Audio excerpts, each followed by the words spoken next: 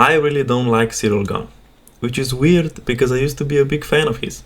It's interesting to see how this man's whole public perception changed in the past few years. He went from being a fan favorite running the UFC French cards, he was the next exciting guy coming up the heavyweight division. Finally we were getting the new age of athletic heavyweights and he was at the front of that group. He had great scraps with Derek Lewis, Taito Iwasa and even almost beat Ngannou if it wasn't for the 5th round where he went for the submissions. Most people saw him as the next guy they could root for after Ngannou leaves, but then came the Jon Jones fight. A lot of people, me included, thought he was going to beat Jon because he was heavier, more agile and showed great heart and promise overall. Maybe this was finally the time where Jones bit off a bit more than he could chew, but Gane proceeded to lose in 2 minutes to Jon. The same guy who took Anthony Smith to decision finishes him immediately into the first.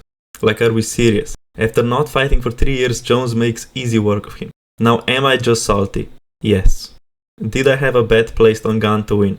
Also yes. So I'm a bit biased here with my hate towards him, but as time goes on most people have opened their eyes and joined on this hate parade. To me it just seemed so rigged that Gane would lose so quickly. What do you mean the same guy who was keeping up with Aspinall and now schooled Pereira is the same guy who back then lost to Jones in 2 minutes? Then came the Volkov fight. A clear win for Volkov in my opinion, but Gane gets given the win. How does any of this make sense? Here is where it started to feel like he has preferential treatment and people's eyes started to open. He already got 3 title shots at this point and people were starting to become sussed out. Now he just got 2 more title shots in the span of a year, despite being the one who ruined the previous title fight with fouling.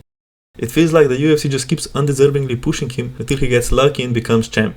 Which happened now. It is just the interim title, but you know some BS is going to happen versus Aspinall. Now I'm not disrespecting Gane's skill. He looks like the fastest heavyweight at this moment and his striking is great to watch. One of the best for a heavyweight ever. It also seems like his grappling defense has improved since the Jones fight, but there is this preferential treatment that other fighters simply don't get. I also don't see why he is the one they push so much. Is it the French market maybe? Or is it so Jones' legacy can look even better? So it does speculate me to believe something was up in that Jones fight, because how is he so good now? If it wasn't for that round 1 loss, it wouldn't feel so weird that he's beating everybody now all of a sudden, but couldn't even take an older Jones to the 2nd round. But what really made Gane finally lose all his popularity is not the preferential treatment, but the constant cheating and fouling he does in every fight. We didn't notice it as much at first, but when you analyze all of his fights until now, you start to realize something. This guy is constantly fouling, and I don't mean just like a couple random fouls in 3 of his fights.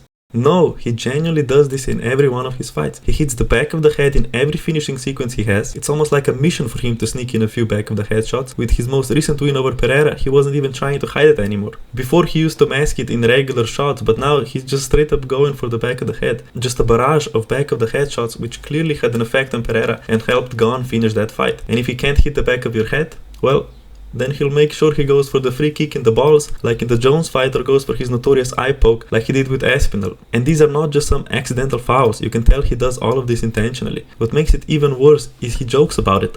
That's something you maybe in training have worked to kind of get better at, maybe keeping those fingers closed so it doesn't happen. No, unfortunately this has happened like on every event. This is not something special. Bruh.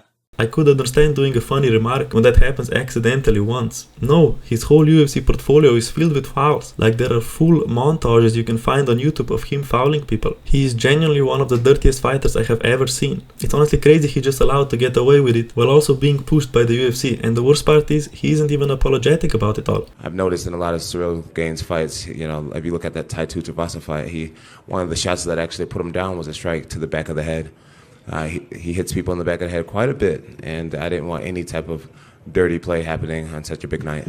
His combined preferential treatment with disappointing performances when the fans counted on him and his constant fouling made him stand out as one of the current most unlikable fighters the UFC has to offer. I really hope Aspinall comes back and puts him to sleep. He might have to tank a few eye pokes and back of the head shots, but with the right protection gear, he can help put a stop to this spoiled cheater by giving him a proper nap.